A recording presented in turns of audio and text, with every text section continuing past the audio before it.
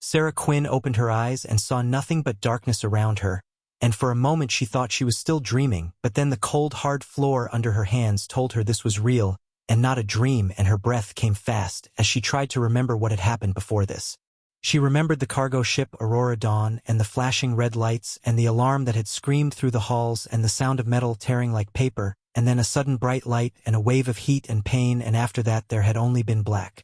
Now her head ached and her mouth felt dry and the air smelled of metal and something sharp and strange, and she realized she was lying inside a cage made from dark bars that rose higher than her head, and she could hear the faint hum of some machine far away. She sat up slowly, her heart beating harder as she looked around the dim space, and then she heard a low growl that came from the shadows in the far corner, and she froze because it did not sound like a human voice, it sounded like an animal ready to hunt. The growl came again, deeper this time, and another answered from her left, and then a third joined in, and she could see shapes moving slowly in the dark, shapes that were low to the ground and moved on 4 legs, and each step made the floor ring softly under their weight. A small light flickered from somewhere above, and for the first time she saw them, 3 creatures with bodies covered in short fur that glistened faintly in the dim light, and long tails that swept across the floor, and their eyes glowed like molten gold, and their mouths opened to show sharp teeth that looked made to tear flesh. Sarah felt her stomach tighten as she remembered stories about alien predators that could kill a human in seconds, and she wondered if this was how she would die, alone in the dark, with no one to hear her scream, and her hands shook as she felt along the floor for anything she could use. Her fingers found a short metal rod, cold and smooth, and she gripped it tight, though she knew it might not save her, and the growls grew louder as the 3 cubs began to spread out, slowly circling her, and their eyes never leaving her face. Then a loud crackle sounded from above, and a voice spoke in a harsh tone of voice that was not human. The words were strange, but somehow Sarah understood the meaning, and the meaning made her blood run cold. "They have not eaten in days, let us see what they do." The voice faded and the sound of metal echoed from somewhere far above, and Sarah knew there were others watching her, maybe from behind glass or a screen, and they wanted to see her die, and she wondered if this was some kind of test or punishment. The cubs kept moving closer, their muscles tense, their claws clicking softly on the floor, and Sarah could feel her pulse in her throat. She lifted the rod, ready to swing if they leapt, and one of the cubs, the largest, stopped just in front of her and lowered its head to sniff the air between them. Sarah did not move, afraid that any sudden motion might trigger an attack, and the cub's hot breath brushed against her cheek, and she could see every detail of its face, the thin scars along its muzzle, the twitch of its whiskers, the slow blink of its golden eyes, and then it made a soft rumbling sound, not quite a growl, not quite a purr. The cub stepped back slightly and tilted its head as if confused, and Sarah blinked in surprise because it did not attack, and she wondered if maybe it was unsure of what to do, or if maybe it had never seen a human before, and she kept her rod raised just in case.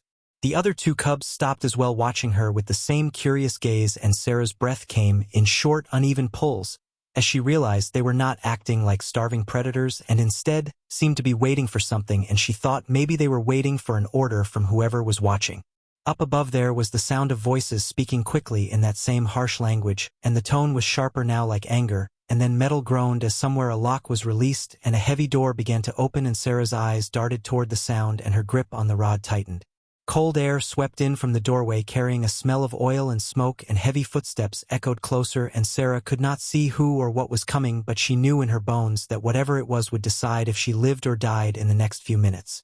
The cubs all turned their heads toward the door, ears flat, tails stiff, bodies tense, as if they too knew danger was coming, and Sarah's mind raced with questions, but there was no time for answers as a tall shadow filled the doorway, and a new voice growled something sharp and final, and the cub in front of her took a single step toward the sound, its body between her and the shadow as if it would face what was coming before she did, and Sarah felt a strange flicker of hope she did not understand yet. The tall shadow that filled the doorway stepped forward, and Sarah saw the shape more clearly in the dim light, and it was not like any human she had ever seen. Its body was long and strong, covered in smooth dark plates like armor, and its head was narrow with 2 curved horns that reached back over its skull, and its eyes glowed a pale green that seemed to cut through the shadows like knives, and in its hands it carried a long staff that shimmered faintly as if it were alive. Another figure stepped in behind it, this one smaller but still taller than any human, with the same plated body and curved horns, but carrying a weapon that looked like a mix between a spear and a blade, and the 2 moved with a slow, heavy rhythm, as if every step was meant to remind those watching who had the power in the room.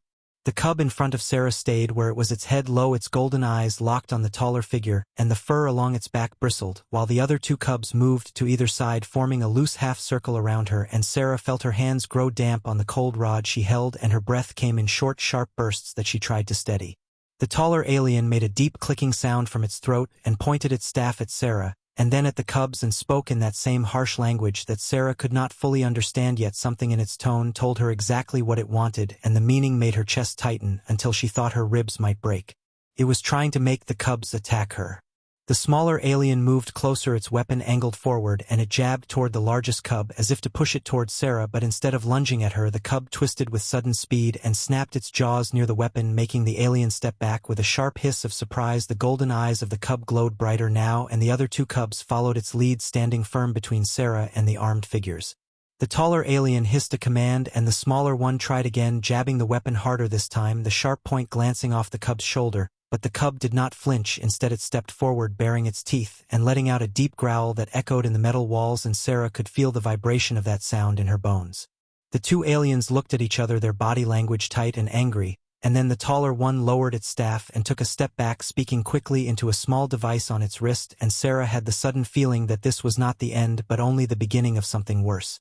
Her eyes drifted to the largest cub's shoulder, and she saw a thin line of blood where the alien weapon had scraped it, and before she could think about it, her body moved on its own. She crouched slowly, keeping her movements calm and gentle, and reached out with one hand. The cub's eyes flicked to her, and for a moment she thought it might pull away or snap at her, but instead it stayed still, letting her fingers touch the warm fur just above the wound. She felt the rapid beat of its heart under her hand and saw the way its breathing slowed, as if her touch eased something inside it, and she could not explain why, but in that moment she felt a strange connection, as if the cub could sense she was not its enemy, and maybe she never would be. The other cubs moved a little closer, watching her closely, and Sarah knew she was taking a risk, because any wrong move could turn this moment into chaos, but she could not stop herself. Her instincts as a biologist, and maybe something deeper, told her that this was the right choice, and she wanted the cubs to know she was not here to hurt them. The taller alien's voice cut through the air again, sharp and impatient, and the smaller one jabbed its weapon at the cubs a final time, but the reaction was instant and fierce. The largest cub stepped forward, blocking Sarah completely, and letting out a roar that was far too big for its size, the kind of roar that spoke of a predator ready to fight to the death if needed, and the sound made even the smaller alien take a step back. The taller alien seemed to realize the cubs would not obey its order, and it turned abruptly, stomping toward the door, its movements sharp and angry, and the smaller alien followed, glancing back only once before stepping out, the heavy door sliding closed with a grinding metallic sound that echoed in the cage. For a moment there was only silence, except for the slow breathing of the cubs and Sarah's own heart still pounding in her ears. She lowered the metal rod slightly, her fingers aching from how tightly she had been holding it, and she let herself breathe out in one long shaky pull. She looked at the cubs now and noticed small details she had not seen before. The smallest one had a tear in its ear, as if from an old fight, and the second largest had a limp when it shifted its weight. The largest, the one that had stood in front of her, had small scars along its muzzle, just like she had seen in the first moment they faced each other, and now she wondered if those marks had been made in battles like the one that might be coming. Sarah reached into the pocket of her jumpsuit and pulled out the small emergency ration pack she still had from before the attack on the Aurora Dawn. She tore it open and broke off small pieces of the dry nutrient bar. Holding them out in her palm, the cubs sniffed the air, and the smallest one stepped forward first, its nose brushing her fingers before it took the food gently and chewed in slow bites. The others followed soon after, and Sarah felt a flicker of relief in the middle of all the fear. As they ate, she kept glancing toward the door, knowing the aliens had left for now, but also knowing they had not given up. She could almost feel eyes on her, as if somewhere beyond the walls they were still watching, still planning, and she did not know what they would try next, but she felt sure it would be worse than forcing the cubs to attack her. Her mind raced with questions. Why did these aliens want her dead? Why use the cubs to do it? Why keep them in the same cage with her? And what would happen if they decided she had failed whatever twisted test they were running? She had no answers, only the knowledge that her life now depended on the trust of three creatures who should have been her killers but had instead stood beside her. A sudden metallic clang rang out from above, breaking her thoughts, and a voice spoke again, this time louder and filled with a tone that made her skin crawl. Though she could not understand the words, she felt the threat in them deep in her chest, and the cubs must have felt it too, because their fur bristled and their tails went stiff. She thought of running, but there was nowhere to go. The cage was still locked, the bars too strong to break, and she had only the cubs and the small metal rod for protection, and yet a part of her felt stronger than before, because she had seen the way they faced the aliens without fear, and she knew they would not abandon her easily. The voice stopped, and in the silence that followed, Sarah's stomach turned as she heard the slow, heavy sound of something large being moved somewhere nearby, the deep screech of metal against metal, and the faint thud of massive footsteps, and she realized the aliens were not giving up on breaking her, and the cubs, they were only changing the game, and whatever came next might be more dangerous than anything she had faced so far. The sound of heavy machinery echoed through the walls, and the floor under Sarah's knees began to tremble as if the cage itself was being moved somewhere, and the cubs turned their heads in unison, ears twitching, eyes sharp and alert, their bodies tense, as if ready for danger, and Sarah's grip on the metal rod tightened, though she knew it would do little against whatever the aliens were bringing next. The tremors grew stronger, and the light above flickered, making the shadows stretch and twist across the cage, and then with a sudden jolt the floor stopped moving, and a loud clang rang out from above. The cubs' tails lashed the air, and Sarah felt her heart hammer against her ribs as the sound of locking mechanisms being released filled the space like the ticking of a giant clock counting down to something she did not want to see. The door to the cage slid open with a slow grinding noise, and the tall armored alien from before stepped inside, its green eyes fixed on Sarah with a cold focus, and behind it came two more aliens, each carrying strange weapons that shimmered with faint blue light. One held something like a long staff, the other had a shorter weapon shaped like a claw, and they moved with the smooth confidence of predators who believed nothing could stand against them. The largest cub took a step forward, placing itself between Sarah and the aliens, its golden eyes blazing, while the other two cubs mirrored the motion, forming a small wall of fur and muscle. The tall alien made a low clicking sound from deep in its throat and gestured sharply at the cubs, as if commanding them to move aside, but the cubs did not move. Instead, they lowered their heads and growled, a sound deep enough to make Sarah's skin prickle. One of the other aliens stepped closer and jabbed its weapon toward the largest cub, the tip of the blue glowing blade stopping inches from its nose, but the cub did not back away. Instead, it snapped its jaws so fast the alien flinched back and let out a hiss of irritation. The tall alien's head tilted slightly, as if studying the reaction, and then it made a sharp hand motion. The two armed aliens moved, suddenly trying to force the cubs apart with quick strikes. Sarah's body moved before she had time to think. She stepped forward, swinging the metal rod hard against the shorter alien's weapon. The clang of metal on metal rang out loud in the small space, and the alien snarled, turning its focus to her, but before it could strike, the second largest cub lunged, biting into the alien's plated leg, and holding on with a strength that surprised even Sarah. The alien staggered back, dragging the cub a few steps before shaking it off. The tall alien made a sharp sound again, this time almost like laughter, but without warmth, and it turned to the doorway, calling out in its harsh language from somewhere beyond the cage. Another sound answered, a deep echoing roar that made the floor vibrate. Sarah's stomach twisted, because whatever made that sound was far bigger than the cubs and far more dangerous. The tall alien stepped back toward the open door, gesturing for the other two to follow, and as they left, the lights in the cage dimmed further. A deep rumbling came from the corridor beyond, and then a shadow filled the opening, a massive shape moving with slow, heavy steps, and as it stepped into the cage, Sarah's breath caught in her throat. It was a beast unlike anything she had seen, its body thick and powerful, covered in dark scales that reflected the dim light like wet stone. Its mouth stretched wide, showing rows of jagged teeth, each the size of her finger, and its eyes glowed a sickly yellow. The air around it carried a foul stench of blood and decay, and with each step the floor shook as if the beast carried the weight of an entire world in its body. The cubs immediately moved closer to Sarah, their growls rising like a wall of sound between her and the creature, but the beast did not hesitate. It lowered its head and charged straight toward them. The largest cub leapt forward, meeting it head-on, teeth and claws flashing in the dim light. The other two cubs flanked it, one going for the beast's side, the other aiming for its tail, and Sarah found herself moving too, grabbing the metal rod with both hands and rushing in before she could lose her nerve.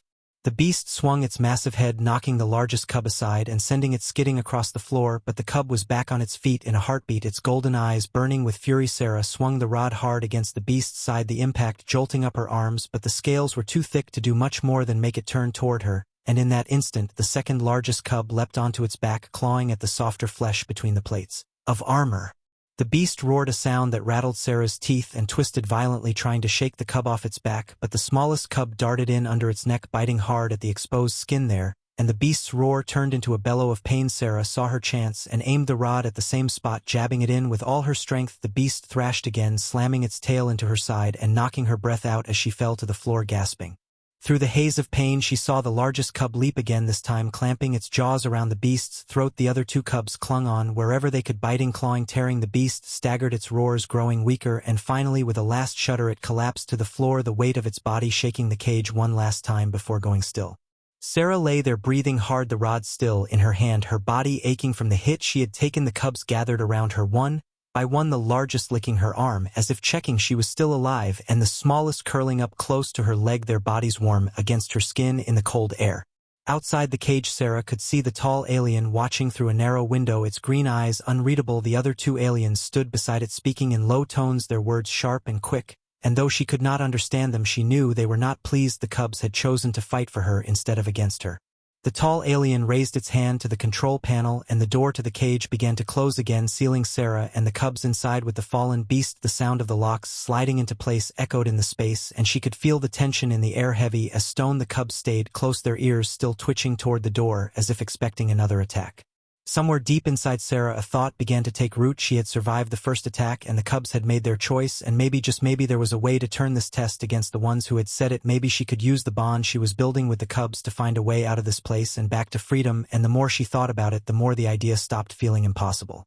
The air inside the cage was heavy with the stench of the fallen beast, and Sarah could still feel the tremor in her arms from striking it, though her focus was already shifting because she could sense the aliens outside were not done with her, not after the way the cubs had chosen to stand with her instead of following their orders, and every instinct told her that something worse was coming soon.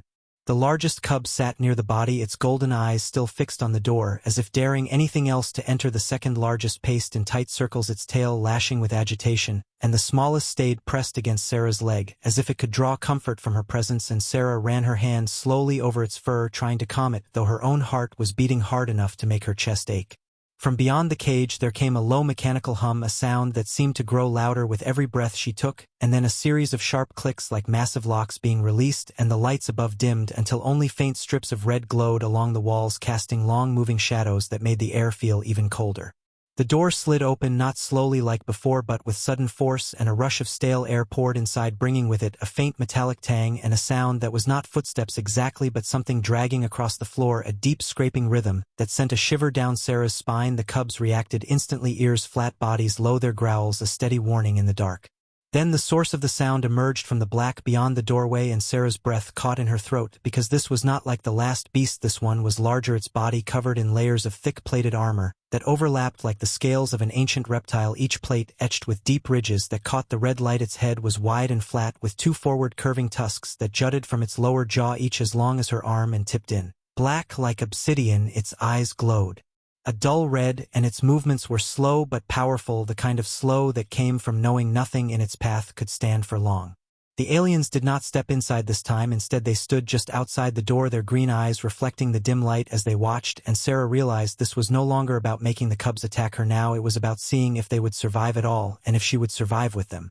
The plated beast moved forward, its claws scraping grooves into the floor, and the cubs spread out without hesitation, the largest moving to the front, the smallest darting to the side, the second largest circling to flank from the left. Sarah tightened her grip on the metal rod, though she knew it would barely scratch the creature's armor, but she also knew she could not stand back and watch. She had to fight with them, or they might not last long enough for any of them to escape. The largest cub struck first, leaping for the beast's face, but the tusks swung upward with startling speed and knocked it aside, sending it rolling across the floor before it scrambled back up, growling louder than before. The second largest cub lunged for one of the beast's legs, its claws scraping sparks against the armor. The smallest moved in under the massive body, snapping at the softer skin between plates, but the beast's tail whipped around, slamming into the cub and hurling it into the bars. With a loud metallic ring, Sarah felt something hot rush through her chest, a mix of fear and fury, and she darted forward, aiming the rod at the gap in the plates near the beast's neck. The strike made a sharp clang but slipped off the armor, barely leaving a mark, and the beast turned its head toward her with terrifying focus, its eyes narrowing and a deep guttural sound building in its throat before it lunged. She threw herself to the side, hitting the floor hard as the tusks slashed past her face, missing by inches, and the cubs took the chance to attack again, the largest biting at the beast's throat from one side, while the second largest clawed at its shoulder plates. The smallest, though clearly hurt, forced itself back into the fight, its jaws snapping at the beast's exposed joint behind its front leg. The beast let out a bellow so loud it rattled the bars of the cage and shook the air in her lungs, and in the chaos Sarah saw something, the red light glinting off a small section of softer flesh just under the base of its skull, the armor there thinner, as if designed to allow the head to move. She knew it might be the only place they could bring it down. She shouted to the cubs, though she did not know if they understood her words, but she pointed at the spot, and the largest seemed to catch her meaning. It leapt onto the beast's back, claws digging into the ridged plates as it climbed toward the head. The other two cubs worked to keep the beast distracted, snapping and clawing at its legs, while Sarah scrambled to her feet and ran toward the front, her rod ready. The beast reared back, trying to throw the largest cub off, but the cub held fast, its teeth sinking into the exposed flesh at the base of the skull. The beast roared in pain, and Sarah used the moment to drive the rod into the same spot, twisting it with every ounce of strength she had. The sound that followed was a deep, wet crack, and the beast's movements grew erratic, its tusks slashing wildly, its legs stumbling before finally buckling under its own weight. The massive body crashed to the floor, the ground shaking under the impact, and for a long moment the only sound was the heavy, ragged breathing of the cubs and Sarah's own heartbeat pounding in her ears. The largest cub slid off the beast's back, landing beside her, its golden eyes meeting hers for just a second before it turned to check on the others. The smallest was limping but still on its feet, the second largest bleeding from a long scratch along its flank but unbroken. Outside, the aliens watched in silence, their eyes unreadable, and then the tall one stepped forward, pressing a control on its wrist. The door slid closed again with a loud metallic clang, sealing them inside once more. The hum of the locks clicking into place echoed like the sound of a sentence being passed, and Sarah knew the test was not over. She sank to her knees, the rod still in her hand, and the cubs gathered close, the warmth of their bodies a small comfort in the cold metal cage, and she realized something that made her pulse steady. For the first time since this began, the aliens might control the walls and the weapons and the beasts, but inside this cage she and the cubs were something stronger. They were a pack, and a pack fought together until the end, whatever came next. The silence after the battle with the plated beast was heavy and strange, as if the walls themselves were holding their breath, and Sarah could hear only the slow, uneven breathing of the cubs, and her own heartbeat in her ears. The red glow of the lights painted everything in shadow, and it felt like the world outside the cage no longer existed, only this small space where they had survived something meant to kill them without mercy.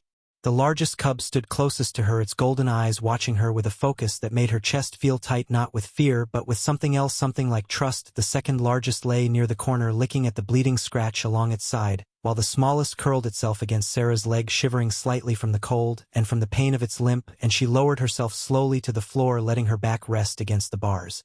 Her hand moved without thought, brushing over the smallest cub's fur, and she felt the way its tense muscles began to ease under her touch, the rise and fall of its breathing growing steady again, and she knew in that moment that the line between them was gone. They were no longer predator and prey, no longer strangers thrown together in some alien test. They were a pack, and that meant something she could not put into words.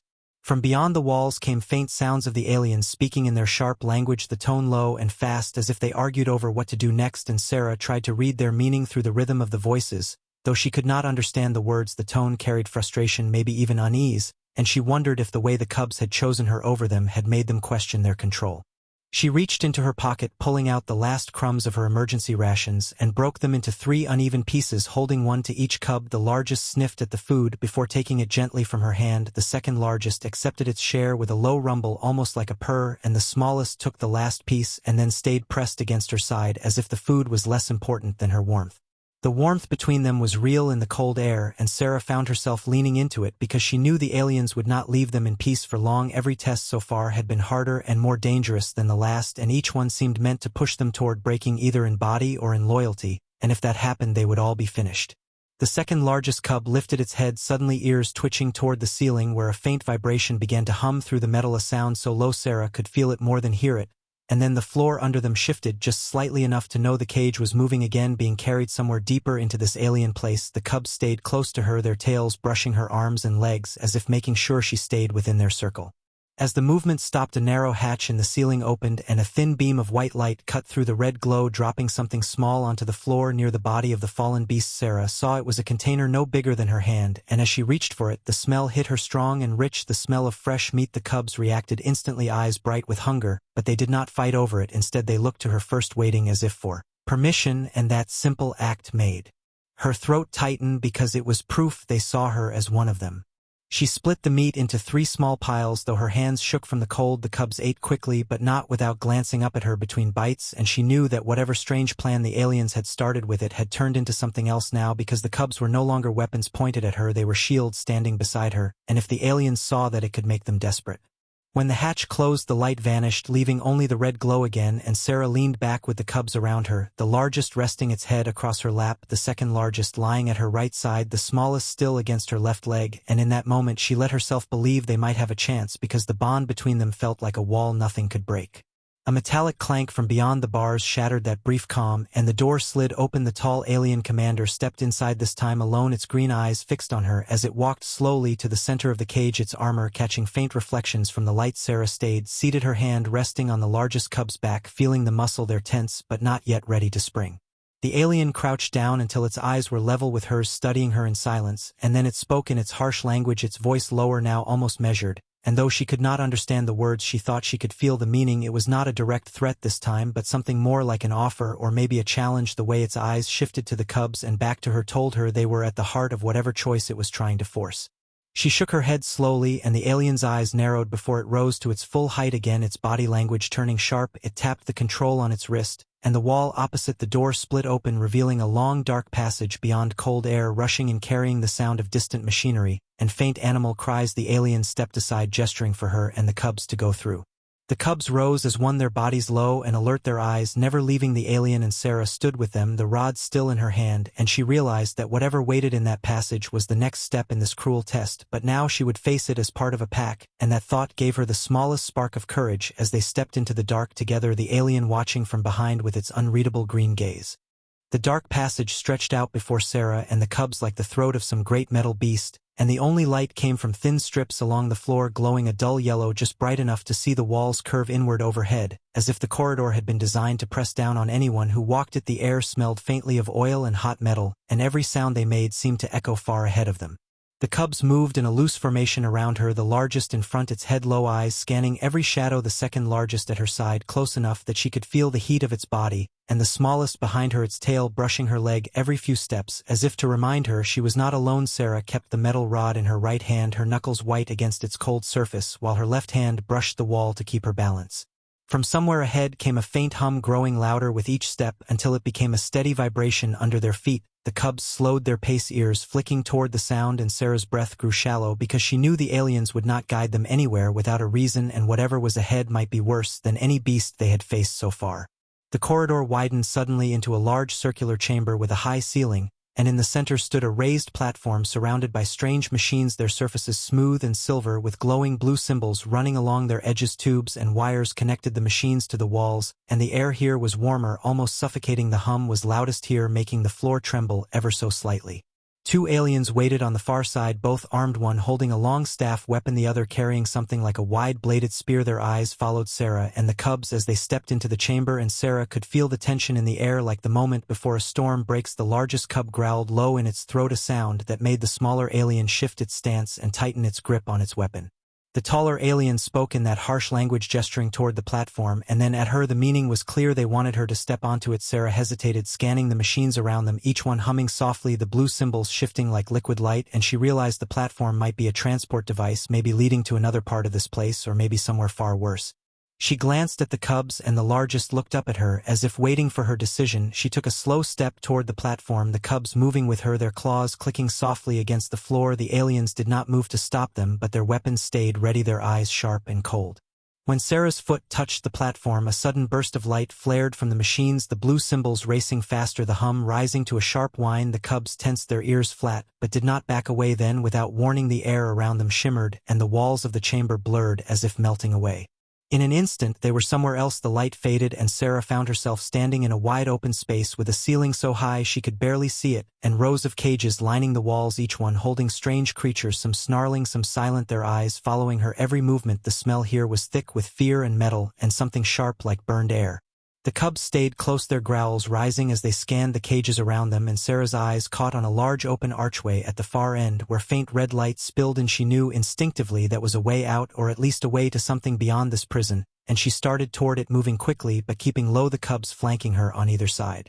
The sound of heavy footsteps behind her made her turn. Two more aliens had appeared near the platform, their weapons raised and aimed at her. The nearest one barked an order and started forward. The cubs reacted instantly, the largest leaping at the alien with a roar that echoed through the chamber, knocking it back into a cage door, the metal rattling loudly. The second largest tackled the other alien, clawing at its arm until the weapon fell, clattering to the floor.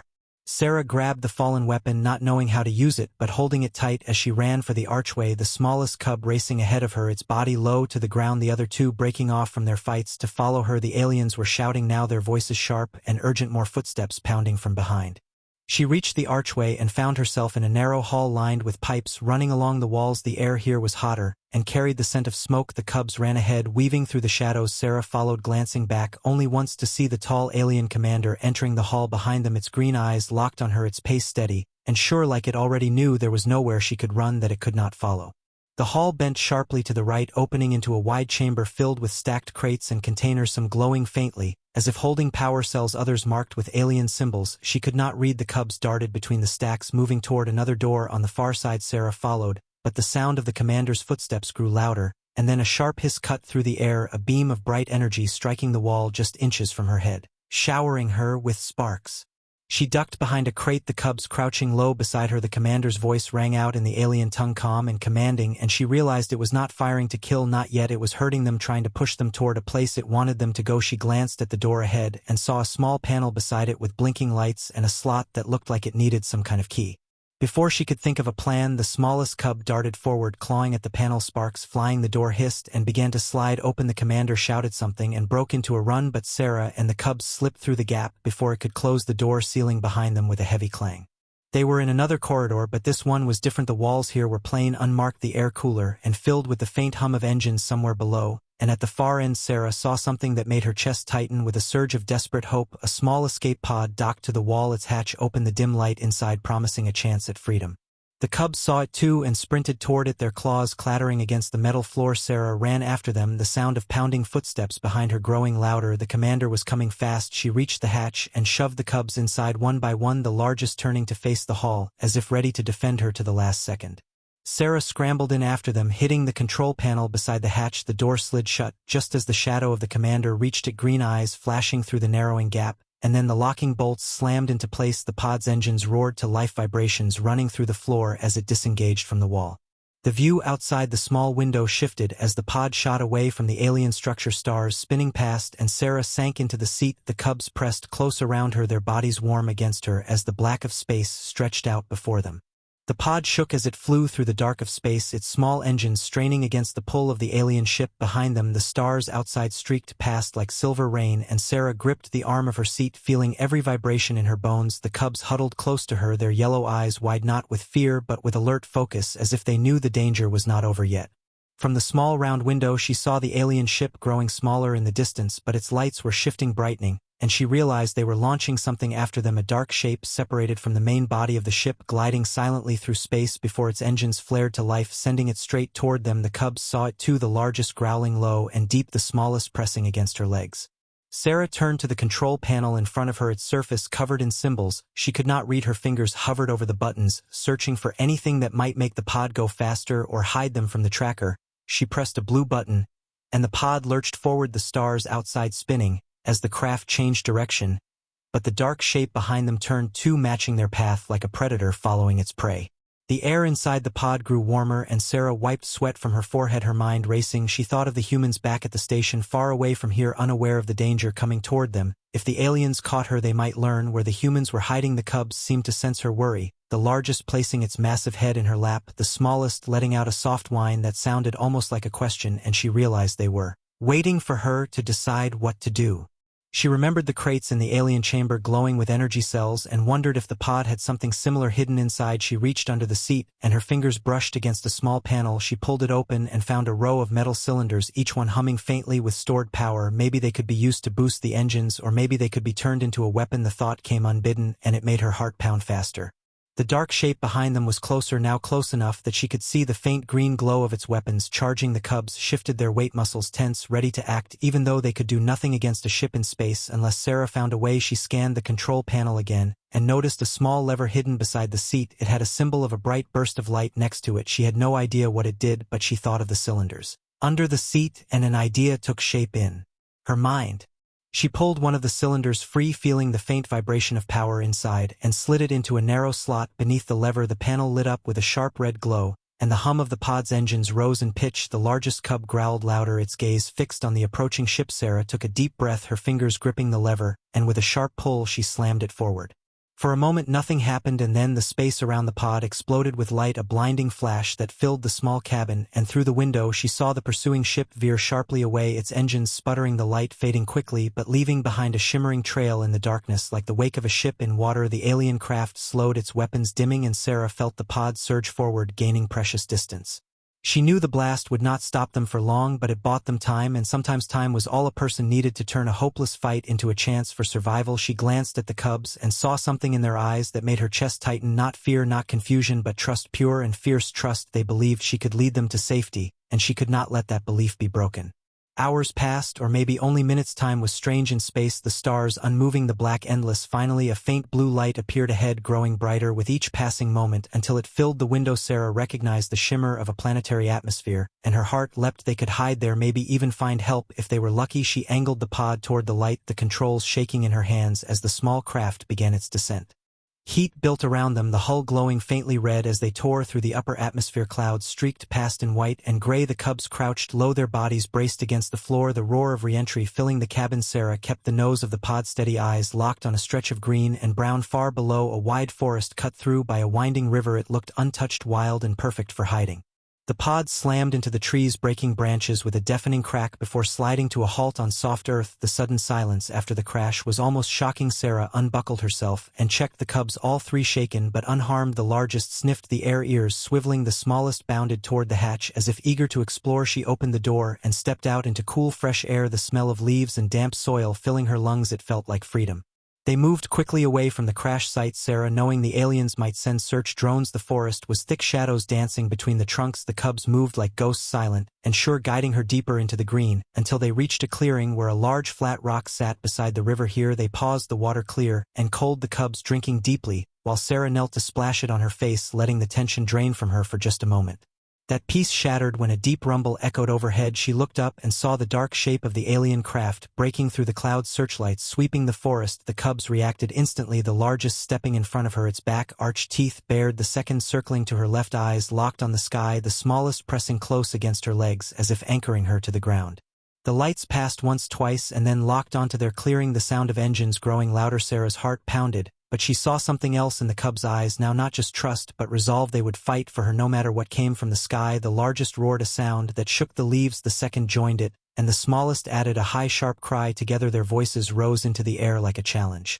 From the trees around them shapes began to move, shadows slipping between trunks until more creatures stepped into the light, creatures like the cubs but grown larger, stronger, with eyes that glowed gold in the darkness. They formed a circle around Sarah and the cubs, their bodies low and ready. The alien ship hovered above, its lights sweeping over them again, but it did not fire. Instead it pulled back, rising into the clouds as if the sight below had warned it away. Sarah realized then that the cubs were not alone, they had family, a pack, and that pack had claimed her as one of their own. She sank to her knees, feeling the smallest cub press its head into her chest, the others standing guard, their eyes never leaving the sky. As the last trace of the ship vanished into the clouds, Sarah felt something warm settle in her heart. She was not just a survivor now, she was part of this wild, fierce family, and no alien, no matter how strong, would ever take that away.